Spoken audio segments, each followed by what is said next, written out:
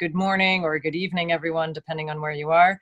My name is Courtney Dogger, and I'm the president of Network 2020, which is a New York-based nonprofit organization that strives to create more informed conversations around global affairs. So we're really delighted today to have Dr. Parag Khanna with us. As many of you know, he is a leading global strategy advisor, world traveler, and best-selling author. He is the founder and managing partner of FutureMap, a data and scenario-based strategic advisory firm. His newest book is The Future is Asian: Commerce, Conflict, and Culture in the 21st Century.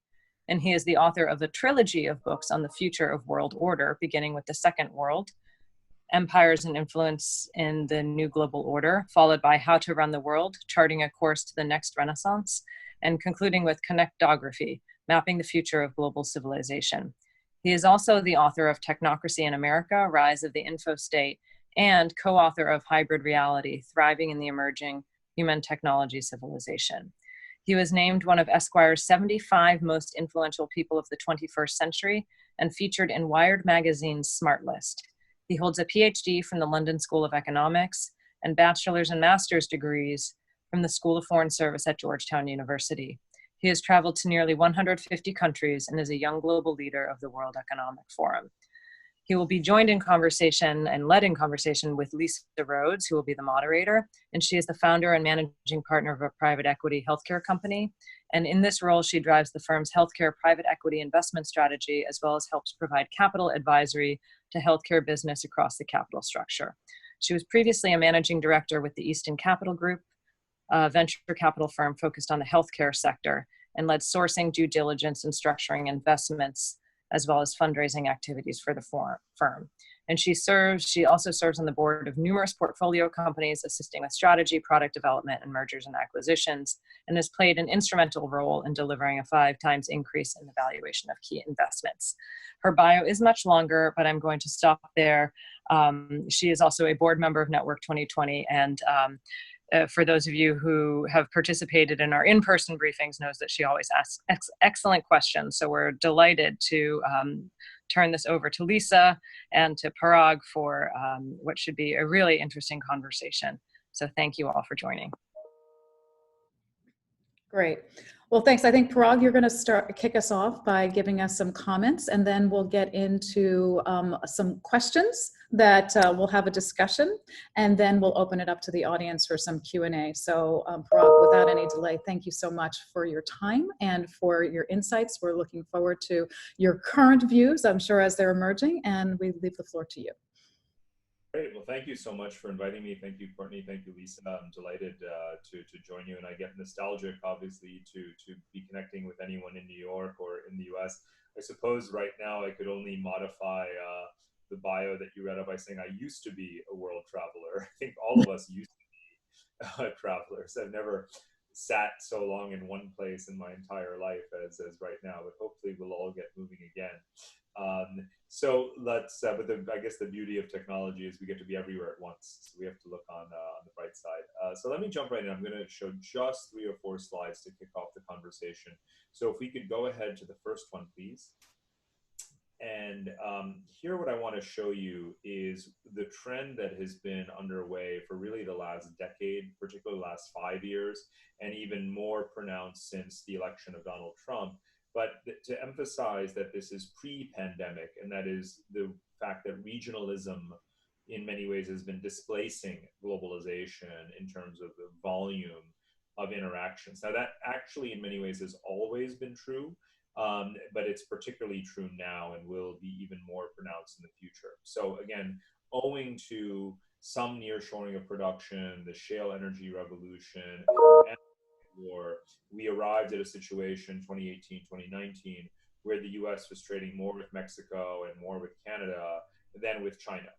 And there are many drivers of that going back in time. In Europe, already 70% of trade has been internal for quite some time. It's mostly, there are export powerhouses in Europe like Germany, obviously, but the majority of European trade is internal. Now, as you've been seeing in the headlines, they're pushing towards a really record-sized fiscal kind of bailout or a combination of this sort of mutualized debt, which is even the holy grail for demonstrating that Europe is not just a monetary union, but can take steps towards a stealth fiscal union, and that's now underway as well. And in Asia, where we've tended to underestimate the extent to which there is self-sufficiency, because the kind of historical view of Asia is that they, meaning Asia, depend on us, the rich world, Europe, United States, because of their export dependency.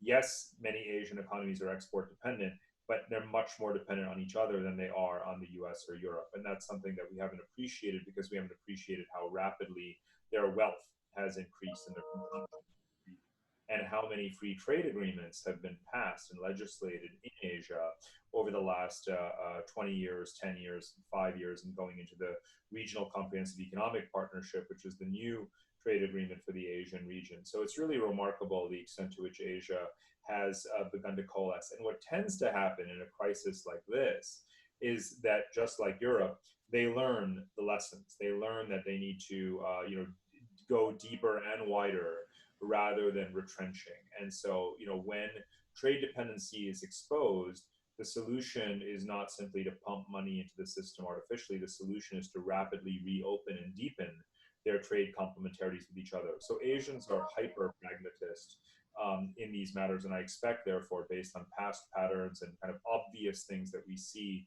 in the region, that Asia is actually going to further consolidate. Now, the trade war completely accelerates this, as does the actions against Huawei and the desire to nearshore supply chains. So again, it didn't take the most recent actions that the administration has launched around getting TSMC to do a plant in the United States and to block its chip provision to Huawei, to convince Huawei and other Chinese companies like Oppo and others that they need to have their own vertical stack around chips. They started doing that more than 5 years ago, and they're going to ramp that up. So there's going to be even more Asian self-sufficiency there.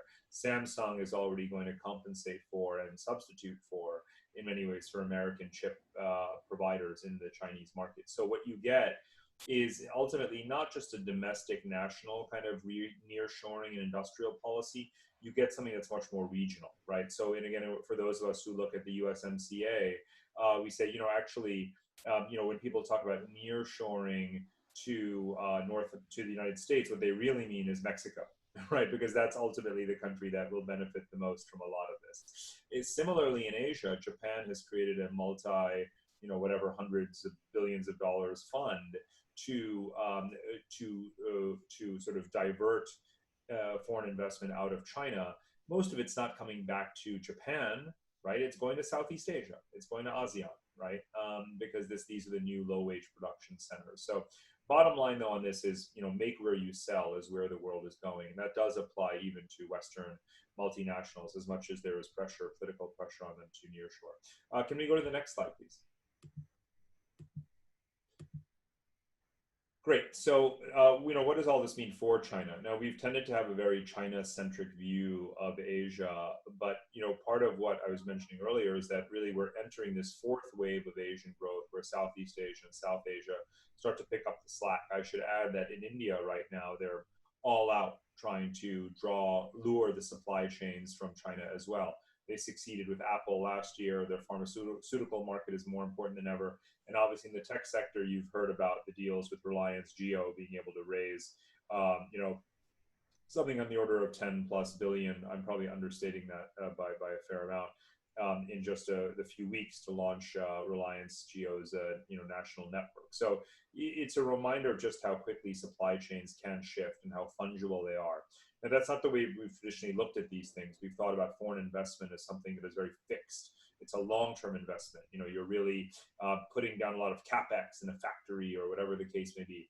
The truth is that again, the cost of producing anything has come down drastically. You can more or less substitute for China in many areas. You're not going to have the efficiency of iPhone City outside of China a day after tomorrow in Vietnam, right? But over time, you can get there faster than we think you can get there with the right amount of effort. Now, what does this mean for China? So China needs to make friends again, because obviously of the kind of backlash against China that goes back to concerns about the debt trap diplomacy of the Belt and Road Initiative, and that has to do, of course, with the coronavirus. So what are the ways in which China can do that? Well, it It's obviously tried this sort of, constructive health diplomacy and providing, medical equipment, PPE, all this kind of stuff. But obviously that too has had its ups and downs given the faultiness of some of that equipment. And so forth. Now, it can also bring down tariffs on its trading partners. That's something that China very regularly does when its neighbors are in difficult straits economically. It will reduce tariffs so that they can export more to China. The trouble is with that policy is that they've already been doing it. China systematically went about reducing tariffs to every country in the world that is not America. Starting in 2016, as soon as Trump was elected, in order to substitute for dependence on U.S. imports. So you can't really reduce tariffs, further than zero. And in any case, China, given that it's dipping into a current account deficit, doesn't really want to be blowing all this money. It can also invest more in terms of Belt and Road, and in terms of Belt and Road, it can invest more, and that is something that it has been doing in its immediate Asian region. But there are limits to that as well, because we know that countries don't want to absorb a lot of outstanding debt obligations to China. Their economies are not going to be growing as fast as was planned, and so on and so forth. And again, there's the concerns about debt traps. Now, on the geopolitical level, there's also efforts to counter China's infrastructure kind of connectivity diplomacy, and that's what I call the infrastructure arms race. So now, instead of taking on the kind of non-concessionary terms from China, there's a push by Europe, the US, Japan, and others, also multilaterals, to offer more concessional terms of financing. So there's a marketplace out there to compete with China on infrastructure projects as well. So I believe in the long run, what we're going to see is a pretty substantial diluting of China's influence in the region, and a return to the kind of traditional pattern that Asia has known for most of the last 4,000 years, which is multipolarity, not really being dominated by any one power. And I think that is what is natural for Asia. And for those of you who are kind of IR theory nerds like me, this is a very important contrast to Western history, where we tend to think of hegemonic stability as the ordering kind of principle and as the norm. In Asia, that's not the way Asia has ever worked, not since the Mongol Empire in the 13th century. That's not the history that's going to repeat itself now. And, point of historical fact, which is obviously relevant, is that it was the Black Death that splintered the Mongol Empire. So if you do think that China is the new Mongols, well, here you also have your new Black Death. And I think a very similar pattern, again, is going to unfold that will fracture China's leadership in many of these environments. Next slide, please. Great. So I already went through this, but just in terms of, and then please feel free, Courtney, if you like later on, circulate the slides, the deck to everyone if they want to hold on to them. So just a couple of data points that are useful around, as I mentioned, this diversion of China's trade and investment relationships to focus much more on its immediate periphery and much less on North America, South America, Africa, basically any other place. They've realized that they've got to stabilize their relationships in their neighborhood. And that's why, whether it's Pakistan or Russia or Kazakhstan, those markets are going to get more attention. So that's generally what I'm sort of demonstrating for you here. Next slide, please.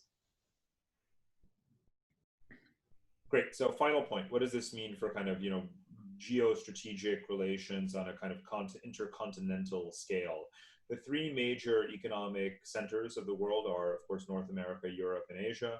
Europe represents the largest share of global trade, North America actually the least. This is because North America is actually the most self-sufficient, the most autarkic. I get asked like every day, if you could have 5 minutes with Donald Trump, what would you tell him? And I always say I would just show him one picture, because I gather he likes pictures more than long, meaty reports. Just this one slide.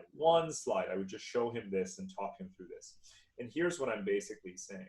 To be the world's largest economy does not mean that you're the most influential in global trade, right? Because your preponderance in global trade is a function of how much you actually trade. And if he had seen this in December 2016 or January 2017, I don't think we'd have a trade war right now. Because I think that anyone looking at this realizes that you can't win a trade war when you're not the largest trading power. You can have some influence on the margins. You can help to nudge certain policies. You can quid pro quos and so forth. But ultimately, Asia in general and China in particular trades again, China's largest trading partner is Asia, right? Its neighbors. Its second largest trading partner is Europe by a wide margin. And the United States is the third, now a distant third in terms of the partnerships that China has in trade. It doesn't need to get fuel from the United States, but it does. It can get soybeans and semiconductors from others. It's just a question of how long it takes to substitute the United States. But just about everything that it gets from the US can be substituted. And this is the theory of kind of permanent substitution. And it's not a new theory. This is what the entire life cycle of empires of the last 500 years is. You substitute from you practice import substitution. You build up your trade surpluses and currency reserves. You invest in the modernization of your own economy and your military, and you start to compete with your original masters and those powers that you were most dependent on for global market share. This is how empires rise. This is how it's always done. What China is doing today is what Europe did for centuries. It's most certainly what Hamiltonianism is about. Even if you haven't seen the musical, this is what Hamiltonian trade policy was, and this is what all European countries did to each other. So China is not doing anything even remotely new here in practicing import substitution. The difference here, and this is the final point, is that the world that many of us grew up in, depending on if you're what side of 30 or what side of 35 you're on, is a world in which transatlantic relations were really the strategic anchor of the global geopolitical and geoeconomic system. What I'm showing you here is that really it's already a Eurasian game. I mean, this is not a forecast. This is 2017 data, right? This is already baked in. And so when you wonder why Europe acts so differently towards Asia, some countries joining Belt and Road, many countries joining the Asian Infrastructure Investment Bank, having an FTA with Japan, with Korea, with Singapore, pushing for one with ASEAN and with India, while the US pulls out of TPP, right? If you're wondering why Europe acts so differently, again, you don't even have to be particularly literate. You just have to look at this slide.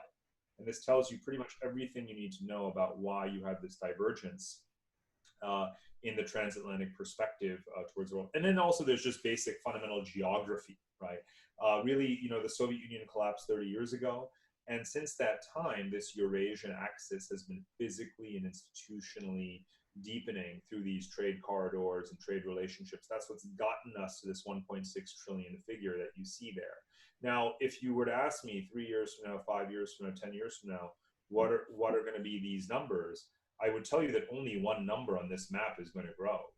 And that's the one that's already the largest, right? Euro-Asian trade is going to continue to grow. You have 600 or 700 million people in Europe, and you have 4.5 billion people in Asia. And you have very little free trade yet between them. And you have huge amounts of infrastructure being built between them. So the only one of these lines that has any upside pushing it forward is the Euro-Asian axis. And so that is where the future really is, it's also in a way where the past was, but I won't get into that too much now. But let me just stop right there. Just hope that that's a useful scene setter, and look forward to the conversation. Thank you again. Thanks, Courtney. Thanks, Lisa. Wow. Thank you, Parag. That's a lot to digest, but I think what I'm hearing here is that your overall theme is that we're continuing a sort of the process of regional versus a global world, and those regions are very distinct, and the connection between Europe and Asia is much stronger from both a trade perspective and also from a geographic perspective, and you see those growing. We have enormous populations in Asia, we have a very large density population in Europe, and then we have more of a self-sufficient market in the Americas driven by the US economy.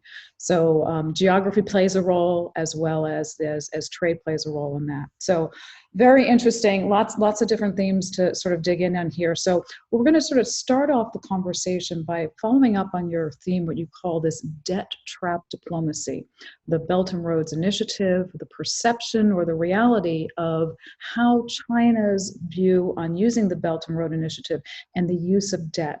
So we all know that their strategy was to use debt to build this infrastructure to support this growth. But how is debt now going to be playing out as we move into this post-pandemic world where we are moving away from this commodity-based economies? We have major portions of the world, such as Latin America and Argentina, about to default yet again, a very much of a historic trend for them. So how do you see debt playing out and this strategy that China's employed playing out sort of on a global basis now?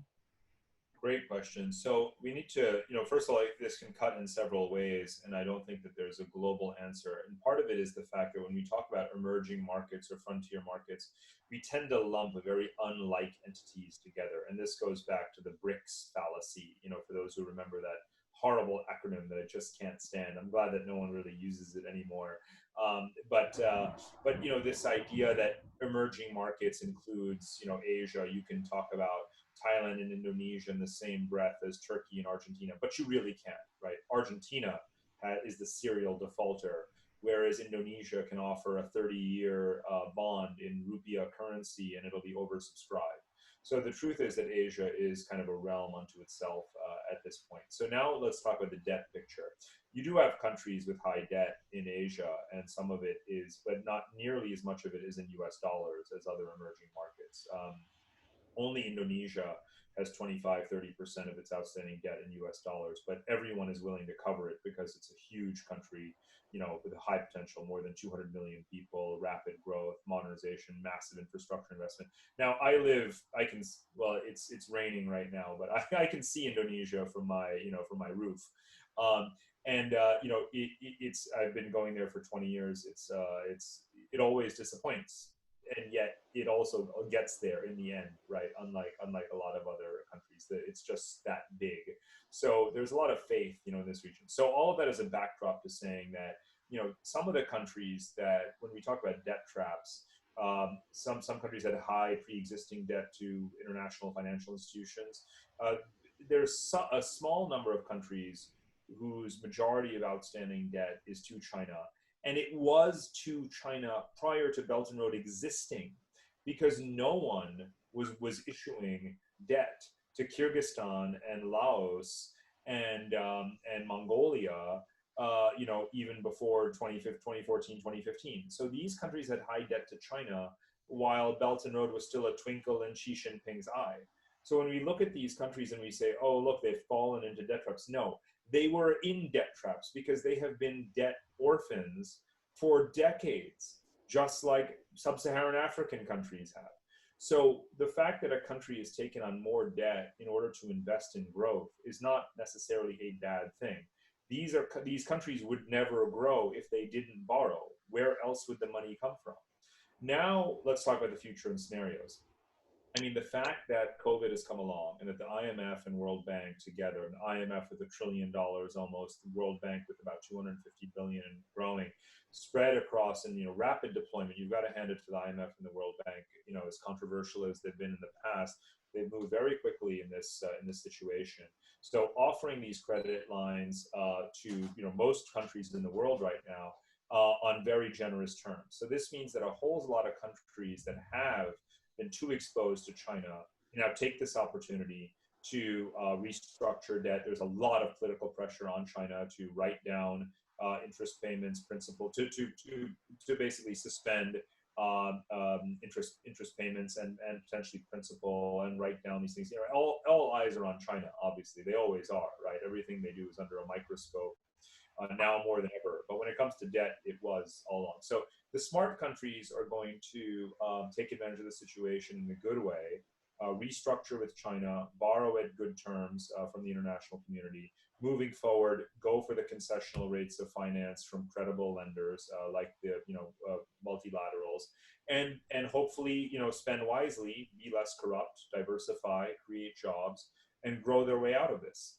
And that's what debt is supposed to do in the first place. So the thing is, so look, if a country like Laos, ultimately, keels over, that doesn't mean the end of Belt and Road. It doesn't mean that China has been practicing predatory lending any more than hedge funds practice predatory lending when it comes to the way they handle Argentine debt, right?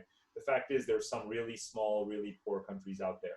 Most important thing for our conversation is that Laos is not representative of China's grand strategy. It's not the end all be all. The fate of Belt and Road and the fate of Eurasian infrastructural integration, the greatest mega trend of the 21st century, doesn't really depend on what happens in Laos, right? Like, I love Laos as much as the next guy. I went there for my birthday last year with the family.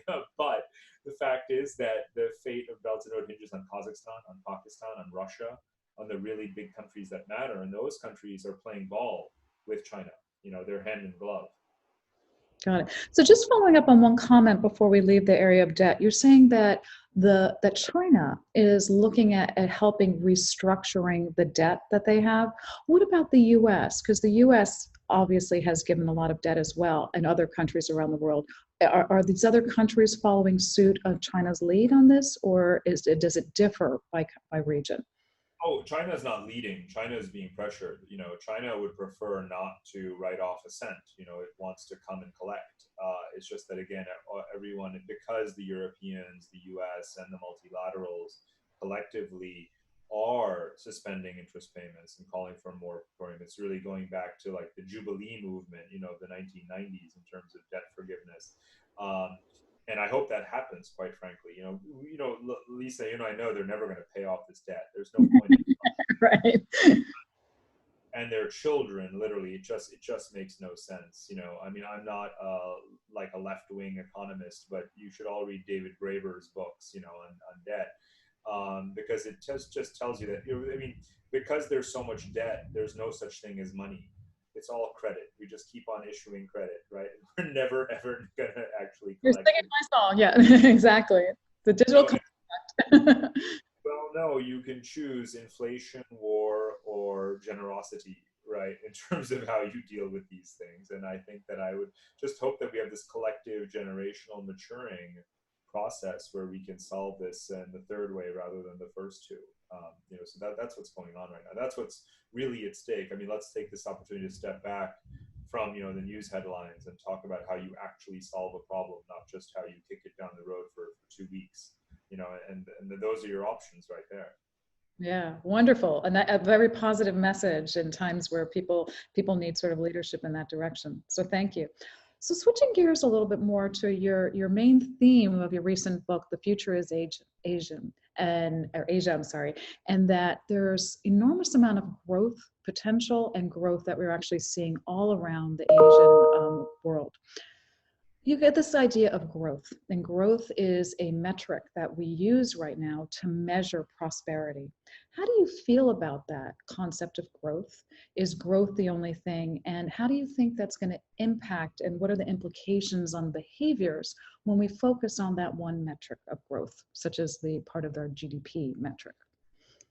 This is one of these areas where I think that we hear it a lot, use it as shorthand for a directional indicator, but we don't fixate as much as we used to on the number because we've had these ongoing conversations and research agendas over the last 10 years to come up with other metrics. I use the SPI, the Social Progress Index, which is an amalgamation of a wide range of indicators: environmental, economic, social, and I think that is more useful for kind of rating a country's kind of overall, the well-being that it delivers. China, as you know, in the last 72 hours has just moved away from growth targeting for the first time in in 40 years. In Europe, no one expects growth, so why even talk about it? Only on CNBC in America do you talk about European growth, because in Europe they know they're not gonna have any growth because they don't have productivity, they don't have technology investments, and they don't have people. So if your factor inputs of production are not exactly aligning, you're not gonna have growth. In the U.S., of course, we still obsess about it on a kind of, you know, quarterly level, and that's a particularly like American thing. But it's in America where some of these conversations have actually, you know, at least in academic circles, been making solid progress. So I don't think there is a collective we that obsesses about growth. I think that it is about quality of life. I think that obviously this is a cliche at this point, but the environmental factor, if it's not internalized into how we make these calculations, it's bunk, and we should, you know, never teach people to you know, pursue GDP growth if we're not if we are not taking into account externalities. So, you know, this is an evolutionary kind of moment, but I think that we're past the point where we can assert, you know, everyone's focused on GDP. You know, it's sort of like, in a way, we are until we're not. So let's just not. And I think there are many people who are not, and I think those people really matter. I think there are entire countries that have started to shift away. You know, and then I forgot to mention, you know, one other major country like India. I mean, India's growth is so incredibly volatile and fluctuating every year, every 2 years, that there's never been real meaningful growth targeting anyway. So if China's abandoned it, in India, it's meaningless. Europe gave on it a long time ago. You know, there really isn't a global obsession anymore. Yeah. Well, that's a very positive message. So it sounds like actually you're leading into sort of this next area, which is this contrast of how the U.S. is looking at things sort of more from a growth perspective, while the rest of the world starts decoupling from that construct. So when you're in your talk, you were talking about this sort of the three speed world, which are the three regions, and then the versus contrasting the two speed world, which was the developed versus emerging economies. I'll call that a different dimension. Can you compare and contrast what you see right now with sort of how you see evolving relationships between the US and Asia and Europe and Asia, and the geopolitical implications of those different types of emerging relationships? Right. So it's a great question. So we have this like tri-regional divergence on the one hand, with the internal integration, the supply chain decoupling, the regionalism, the desire for self-sufficiency, you know, pulling back from excessive dependence on China on the one hand. On the other hand, we have the desire to access those markets, right? To force China to open, to penetrate, level playing field, reciprocity, and all that stuff, the FTAs. So this is the nature of the beast. So on the one hand, even with Europe, which salivates over the Asia opportunity and growth and exports, especially Germany, on the other hand, you know, sees that the playing field is not level, and so is declared China a strategic rival, and, you know, wants to force China to open up more. So I do think that this kind of, and, you know, sort of punitive pressure, this is where Europe and America agree. This is where they're handling things in a similar way. Let's not forget the investment screening, right, on the sort of, you know, on the receiving side, where both Europe and the U.S. now are very adamant that they're going to basically block Chinese investments that are not done in a reciprocal fashion, and where there's not enough transparency around the private nature of the ultimate beneficiaries and this kind of thing. India has just passed a law on that, Australia as well. So I think that being tough and demanding reciprocity is the way ultimately that you bring about change when you're dealing with a very powerful player like China. So the geopolitics of it are this. I mean, here's the interesting thing. If on the one hand you were to have anything like a real full decoupling, right, of these regions, then technically you'd be saying, well, you know, why do we need to interfere in each other's sphere of influence, right? If Asia doesn't need energy from any other region, Europe doesn't, North America certainly doesn't. You know, why do we have these intrusive interests? Why do we have the Carter Doctrine, right? For, you know, protecting Gulf oil flows. Why do we need to protect the Philippines or Taiwan or Japan? And, you know, this is part of what the retrenchment kind of school of thought is about, saying we don't really need, these are legacy commitments that we have dating back to the Cold War, the 1990s, but they don't reflect America's interests in a world where America has total energy independence and really needs to invest in North American integration more than any other relationship in the world. And I'm, you know, even as an internationalist and an expat, you know, I'm partial to that school of thought, either based on guns versus butter logic, or the logic that offshore balancing, you know, could be sufficient. And the third logic being that, you know, Asians and other and Arabs and those in the Middle East need to sort out their own problems. And the American presence is an artificial crutch that is a suspension of reality. And the reality is that geography is destiny, and you have to learn to get along with your neighbors. And if you always have American nuclear weapons parked right behind you, then you're really not learning to deal on, sort of equal terms. So this is where the conversation with Taiwan was starting to go prior to Trump's election. The Philippines, with Japan as well. So these things, we don't have an answer. We don't have a crystal ball on these issues. We're going to see one by one, one relationship at a time, how they play out. But there should technically be less need. But here's the flip side of it. Funny enough, when you decline, when you reduce foreign investment in a country, you have less reason to have amicable relations with that country, because you're no longer dependent on them for either their supply chains and production or for their revenues they're generating for your multinational companies. And so you can actually potentially take greater risks in your geopolitical confrontations. At least that's the way that what the theory holds. So in other words, countries that trade with each other can go to war, but countries that invest a lot in each other don't tend to. So the degree, the volume or intensity of investment is the single strongest correlating, sort of factor to strong positive relations. But the Chinese investment in the United States has dropped to zero. There is effectively no Chinese foreign investment in the United States of America right now, zero. But there's lots of American investment in China. Now, let's say Wilbur Ross and Steve Mnuchin and everyone get their way, and American multinationals were to actually pick up stakes and pull back. Well, first of all, Apple would only be worth $500 billion, not $1 trillion. First, maybe even less. That's one consequence you better be ready for. And I believe that means all of you, because we all own Apple stock in some way, shape, or form. So we better be ready for our companies to be worth a lot less than they are right now, because if they're not making things cheaply and not selling them in Asia, that's a problem. Right? I mean, as it is, our valuations are ludicrously inflated. So that's one thing. And then the other thing is, well, then, what's the incentive, for China to, if suddenly they're not getting the investment from us, we're not creating jobs in their country. Why do they have to hold back? Right? Why don't they just bomb the hell out of our aircraft carriers? So this is really one of those be careful what you wish for things, because history teaches that it's a good idea to remain invested, in your rivals to some degree. Right. Thank you. That's very interesting. So you're saying here is that whilst we're regional, we're always still global, because we're still sharing the same planet, and be careful that there are consequences on the other side when you don't have things that you think, you perceive you can lose on that. So interesting point on that. You touched on something before I leave this idea of geopolitical implications and also supply chain that you talked about Apple and how things are made cheaply. As you look at the infrastructure and supply chains, it's pretty easy to move garment making and sort of lower technology-based products manufacturing-wise out of China or out of Asia.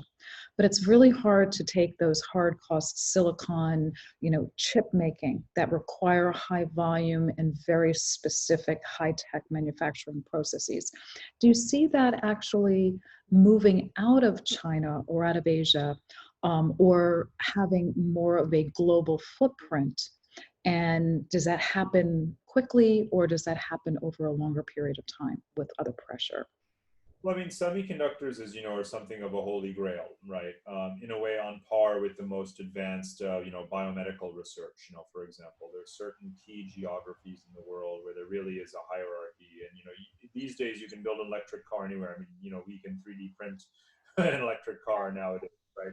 But when it comes to semiconductors, you've got the chip design, you've got the precision equipment, the foundries, the chip making facilities, right? So you've got 5 or 6 key pillars of the semiconductor value chain, and these are geographically dispersed. So already, again, this goes back at least 5-6 years before the trade war, before Trump, with China saying semiconductors, that's the only thing left. Well, other than make a good airplane, which they can't do, it's definitely certain precision, instrumentation. That's where the Germans and Japanese have a lock on that.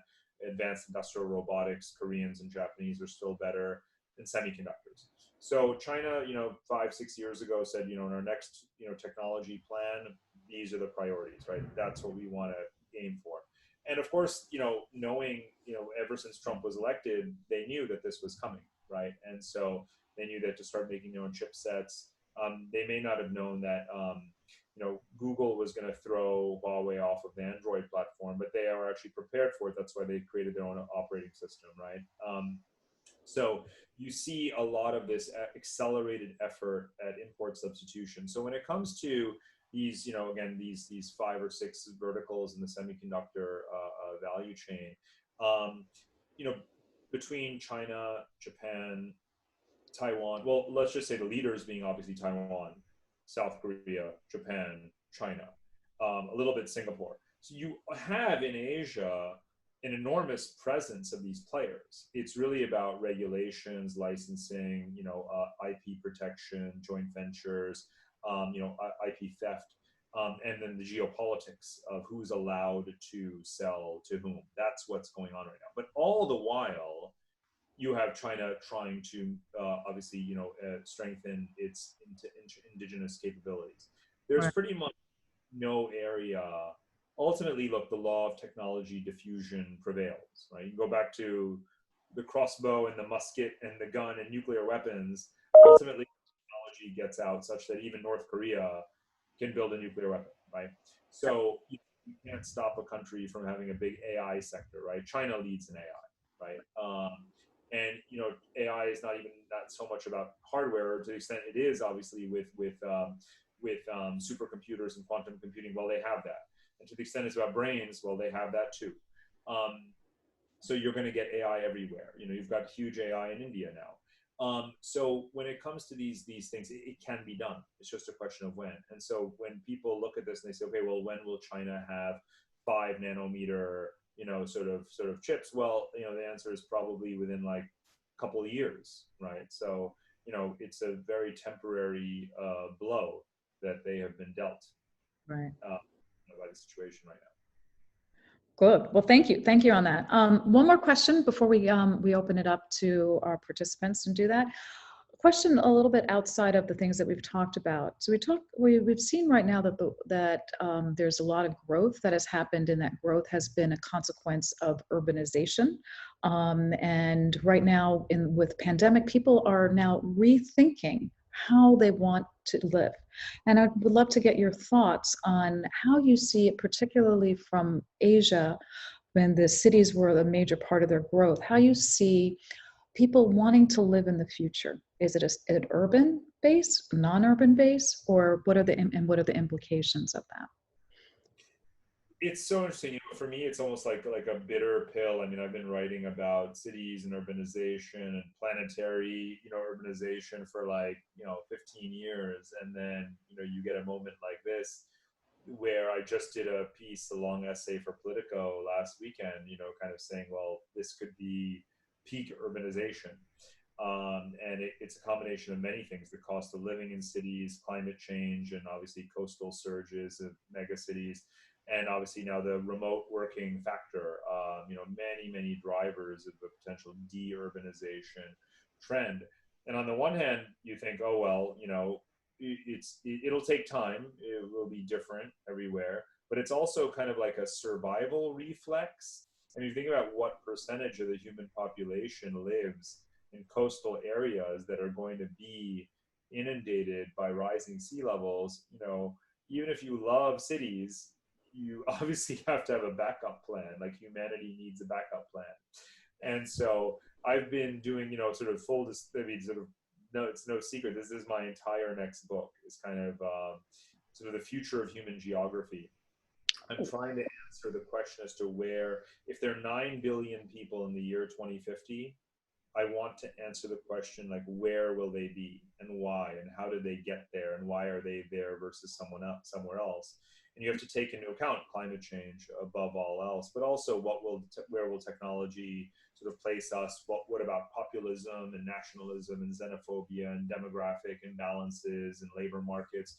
You have to take into account 1,000 things to figure out why we are or why we will be where we will be.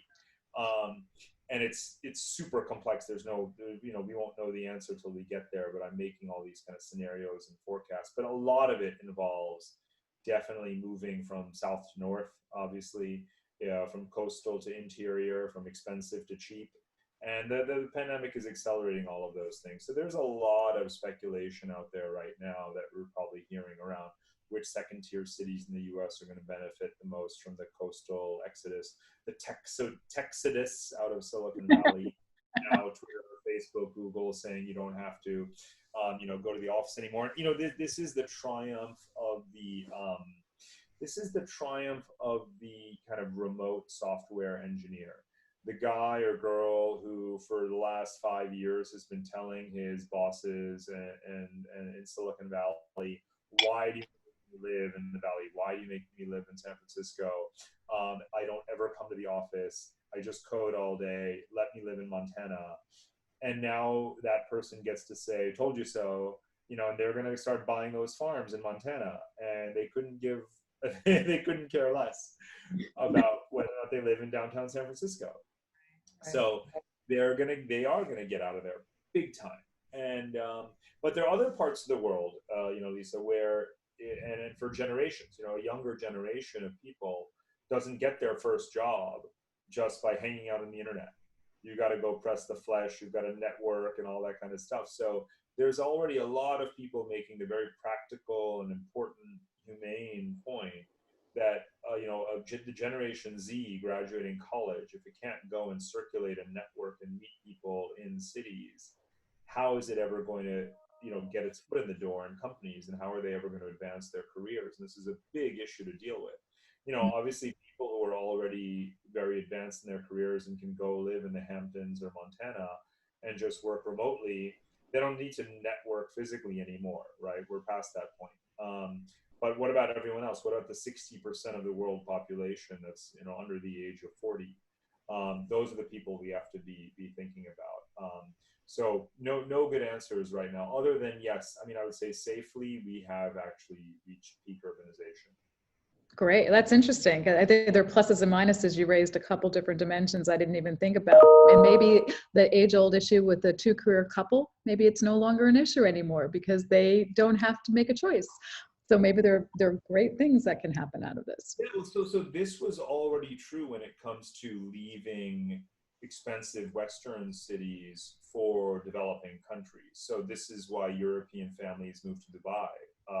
Sort of usually in the case of Dubai, it's the husband, who has a job in finance in London, gets moved to Dubai, gets the same big salary, but now you don't have to be a two-income household because you're living in a much cheaper country, and you get, cooks and maids and cleaners and drivers and staff and everything, and you don't have to pay London prices.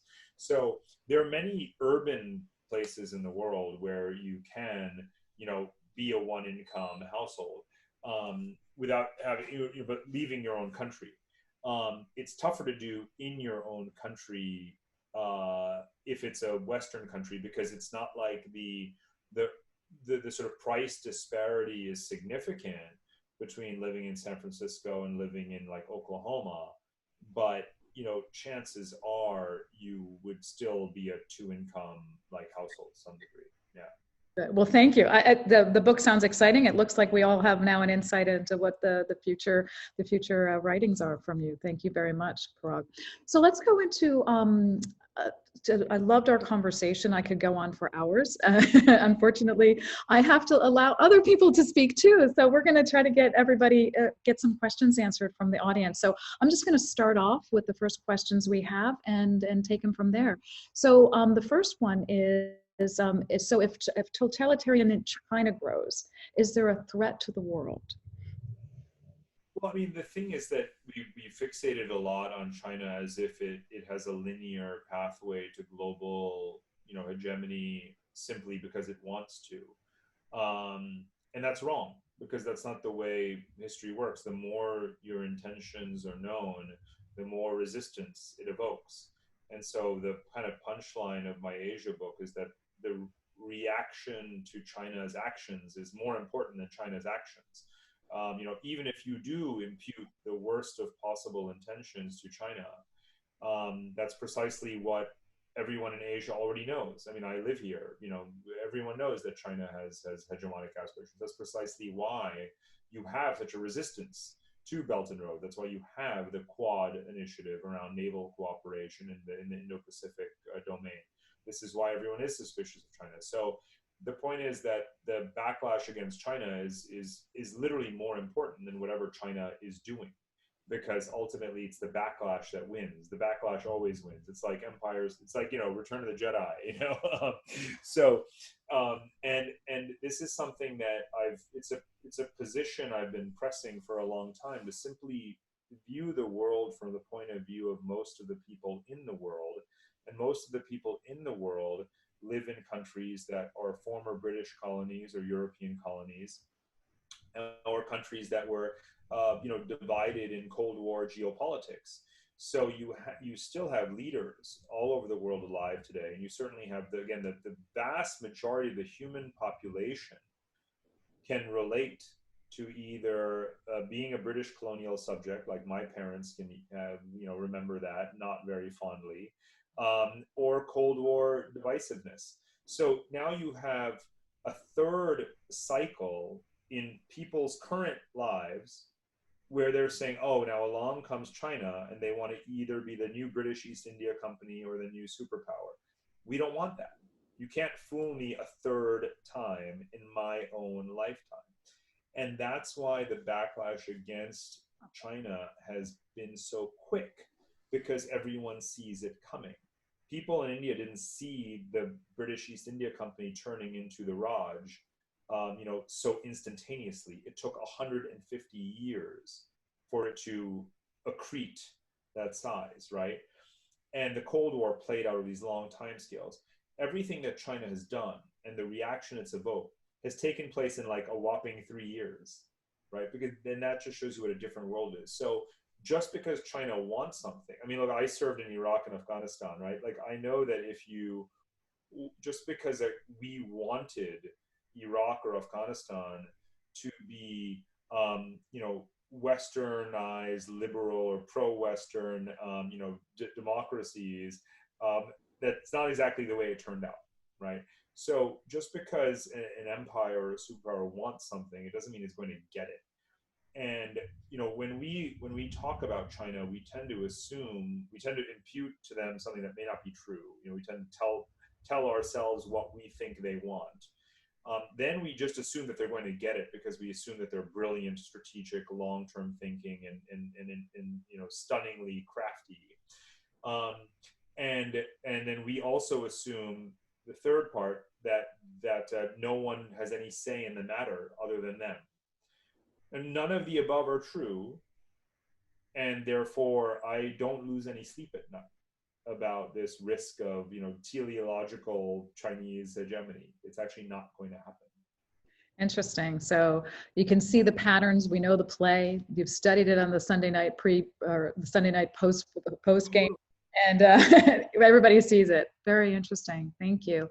By the way, again, it is the difference. I have to say this again as an expat. Like, it is the difference between sort of the Washington think tank, like cubicle view of the world, and living here. You do not have to be a deep scholar of history or any of these things to know this. You just have to come and spend a week. In my case, I've spent like 5 or 6 years now living out here, and these things are blindingly obvious, right? The suspicion of China. For example, going back to debt traps, what do some of our diplomats do? They go around the world and we warn Nigeria and Kenya and Kazakhstan and Sri Lanka, you better watch out, you're getting caught in the Chinese debt trap. It's like, you think they don't know that? Like, it never occurred to them, right? So, it's like Captain Obvious has arrived, from Washington. Superhero, right? Captain Obvious. I like it. Telling us the things that like our grandparents, tell us at night in their bed. Because you just have to be like Asian, and literally the majority of the human population is Asian. It is obvious to them. It wasn't even as obvious to me, even though I was born in Asia, but I was so American, like when I came here, that I had to relearn some of these obvious obvious things. So again, seeing the way China's role will play out from the point of view of the majority of the world population shouldn't really be that hard. Right. Great. Thank you. Exciting. Another question we have, with increased regionalization, how will U.S. policy trade evolve in Latin America, and what countries will be the greatest beneficiaries? Well, so it's hard to predict what U.S. policy towards anything is going to be. So I can't make any promises about having a pragmatic kind of hemispheric approach. Now, when I mention this sort of trifurcation of the world into these kind of longitudinal pan regions, as we call them in geopolitics, for the Western Hemisphere, I refer to North America, but I do mean obviously as well to include Latin America, because complementarities are so strong across North and South America, in so many respects: agriculture, energy, also just manpower, labor, cheap manufacturing that can be done in the hemisphere. It doesn't have to be done in the U.S. at high cost, or even the things that aren't done in Mexico, could be done across the region. So I'm a big believer in taking advantage of the entire hemisphere. But what is happening right now? I mean, look, if you think about the last 10 years, where even the most basic aid packages like CAFTA, or the trade agreement, like strengthening Central America through free trade and increasing U.S. investment there, even those simple things are low-hanging fruit or controversial. Very touch and go relations, with Brazil, with Argentina. So it's too bad. It's still very fractured, and obviously, most fundamentally, if we can't get Mexico right, it's sort of like, come on. I once, I've spent my career mostly outside of our immediate North American region, but I once had to write a piece, or felt compelled to write an essay for foreign policy, titled "Look South, Not East," and it was about how we just obsess about the Middle East and East Asia, but come on, can we America, right? And I remember a number of State Department officials writing to me saying, "Thank you for doing this piece." And it was really like a glib throwaway op-ed. It wasn't like the deepest sort of thinking I've ever done, but it was, again, just sort of like, how can we be out on the other side of the planet, screwing up in societies we never understood, and meanwhile we have 200 years of history with Latin America, and we can't get these obvious things right. And a lot of people do work obviously on Latin America, across our all the time, across every administration, in our bureaucracy, and they're always neglected. They never get priority. And I've always found that really sad, even though it's the region that I've spent the least time on, but it's also the most obviously important one for us.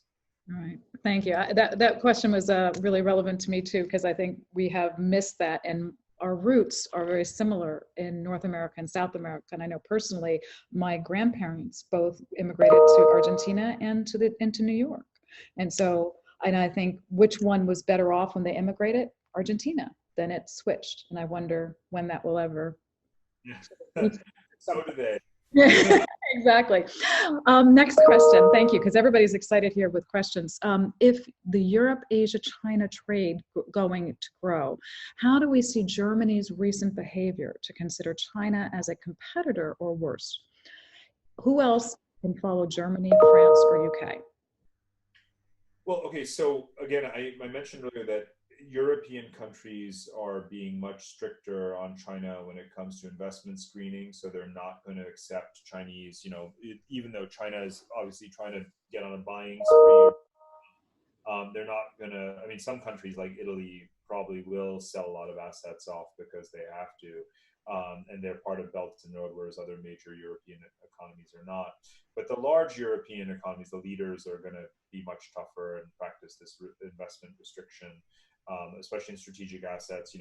Britain has said that it's going to kind of, pull Huawei out gradually of its telecom infrastructure and so forth, at least in critical sectors. And so declaring China a strategic rival is different from saying that you want to do business in China, you want to benefit from China's infrastructure investment. So again, the debate about Belt and Road is not whether or not infrastructure investment, is good is important as a platform for growth. It's who gets to do the projects. On that final slide where I was saying, this map explains why Europe thinks differently. If you look at I have another slide somewhere that kind of looks at what are the top 25 engineering and construction companies in the world. And lo and behold, 23 out of 25 are Eurasian. Half of those are European and the other half are Asian. Precisely two are American, Bechtel and Fluor, and they're way too expensive to be doing a huge amount of business in developing countries. So you basically have, all of the world's largest engineering companies are European or Asian. So they're Swiss, Italian, German, French, or Korean, Japanese, Chinese, and Indian, and a couple of Turks thrown in. And they all have a unified interest in wanting to do these big infrastructure projects. So yes, China is a rival, whether it's ideological, but it's really about saying that China is an unfair competitor in who gets the business. Because what Europeans and Asians have in common is that they think much more with their wallets, basically, than anything pragmatic. Yes. Yeah. So what, again, talking tough on China in an American sounding way is not Europe's way of saying that they've given up on engaging with Asia and are going to go to a confrontational approach like the US. It's Europe's way of saying, if we don't talk tough on China, then they'll never open up further so that we can do more business there, right? That's what it's really about. Well, Parag, thank you so much. I'm going to actually say that at this point we have to wrap up. We're already late, but as you know, I mean, all of our conversations, everybody would love to engage further with you. There's still a few questions unanswered in the queue. May I send them to you, and can they have those answered by you? Is that possible? You want me to do like a 1 minute rapid fire on the remaining questions right now? I think, Courtney, you have to tell us, Sure, go for it. I would love to see this. This is great. Okay. Questions, rapid fire, and then I'll say our thank you to you, because honestly, I really could talk to you for hours, and I'm sure everybody in our audience could talk to you for hours as well. So thank you. So thanks, Parag. Awesome presentation. How does the forecast for growing Eurasian trade square with the notion that European economies are sclerotic? Is the idea that while growth in Europe may continue to be slow, Italy has not recovered from its pre-crisis levels, more of this trade will be with Asia than with the EU partners? That's one. And then the next one is, what are the major security concerns that may arise in coming times? How about non-state actors and their role? Okay, so on the first question, first of all, big shout out to Bogdan, old friend. Hello there. And great to hear from you. A precise, incisive question as always. So here's the thing. So there's been a realization, right, that as much as the peripheral countries of Europe really resent Germany and the fiscal politics, they all realize they need to be a bit more like Germany in terms of focusing on exports. And that's what the Italy joining Belt and Road issue was really all about, was Italy saying, hey, how come, Germany gets to, sort of bash on China, but trades much more with China than we do. We want in on that action, right? So it's this recognition that, they are slow growth. They do have to export more. They do have to Germanize themselves a little bit. So it's a bit ironic, but that's what's going on there. In terms of security concerns, it's a great question. So, I think obviously about now these non-traditional threats like environmental issues, migration issues. Every military in the world today is focused on COVID-19, right? Every military in the world right now is either putting out forest fires or building hospitals for COVID patients. We don't have, we also have obviously the risk of World War III over Taiwan. We have right now the Sino-Indian border dispute yet again flaring up. So we have a mix of all of these threats. But I just want to emphasize that I really don't view a lot of these territorial disputes, these legacy territorial disputes, as being a spark for a global war like a World War I or World War II, because these are very localized, and Asians don't like, these domino effects of alliances. So in Western history, we have these rigid alliances and escalations and so forth, but Asians don't really have alliances in such a way that they would fall into war in a broad regional way because of one conflict. They would rather just sit on the sidelines and watch and see what happens. So I don't think that just because one of these conflicts will break out, it doesn't mean all of them will. But I do think we should be worried about more mass migration flows and destabilization for sure. So I think that's it. Right, which is sort of the subject of your next book, which is great. Thank you for having us all start our day here, or wherever we are in the world, with a lot of thoughts to provoke us to think further and open our minds. So that is a wonderful gift, and thank you for your positive energy with that. Thank you for joining us. Have a great yeah. day. Yeah, just echoing, yeah. Thank you, Parag. Thank you, Lisa, for a terrific conversation. For those who are still listening, we do have a couple of great ones coming up next week. On Monday, June 1st at 12, we have Andrew Basovich, who's of the Quincy Institute, speaking on the age of illusions and how to fix U.S. foreign policy. So that should be really interesting. And on, I believe, Thursday, June 4th, we have Thomas Graham, 2 p.m. Eastern time, talking about Putin and the pandemic, what's to come in Russia. And not on our website yet, but I think it has been confirmed, should be for Monday the 8th at 11 a.m. Eastern with Anthony Phillipson, the Consul General of the UK in New York, talking about the US-UK trade deal. So we have a lot of interesting stuff coming up. This, I believe, will be posted to our YouTube channel, Parag, if you're okay with that. So you can give another listen and share around. And please do subscribe to our YouTube channel, follow us on Twitter to get the latest updates. And you everyone have a great night, Parag. Have a great day, everyone, wherever you are. So good to see you all. Thank you. Thank you.